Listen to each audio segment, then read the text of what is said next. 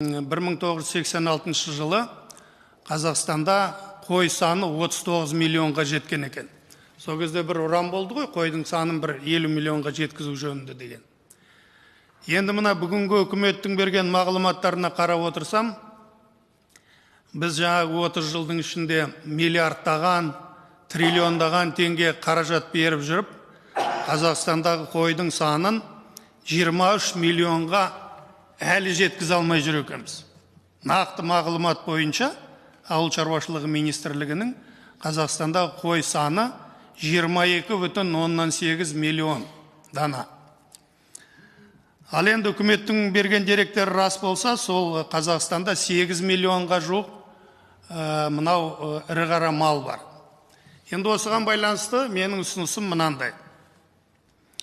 Оның енді басқа проблемаларын әріптестерім айтып отыр ғой, бір ғана проблемасына тоқталғым келеді. Қазақстанда жыл сайын миллиондаған бас мал сойылады. Олардан миллиондаған дана тері өнімдері алынады.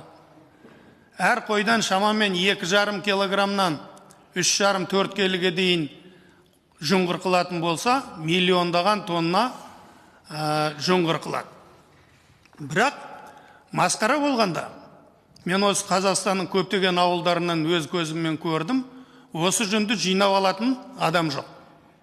Соның негізінде сол жиналған жүнді, былайша айтқанда шытырлаған ақша, арнайы бір шұңқырларға салып өртейтін жағдайға дейін келіп жеткен. Осыған байланысты Роман Васильевұлы, мен сізге бір нақты ұсыныс айтқым келеді.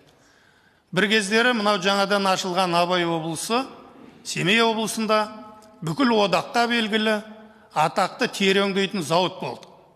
Атақты жүн жуатын зауыт болды. Ол зауыттардың көбісі қазір енді бар ма жоқ па білмеймін, болса да қазір жұмыс істеп тұрған шамалы болар деп ойлаймын. Екіншіден, президент Ұлытау облысын ашты. Ұлытау облысының солтүстігінде Торғай, батысында Ақтөбе, оңтүстігінде Қызылорда, іргесінде Қарағанды.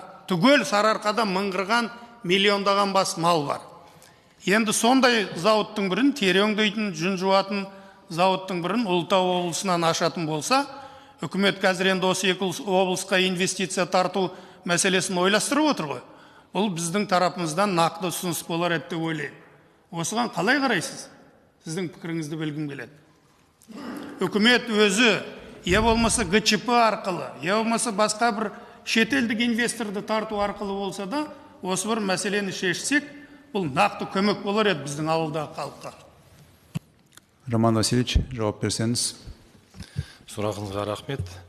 Рұқсат болса, мен хатпен сізге жауап беремін, міндетті түрде келесі аптада. Рұқсат болса.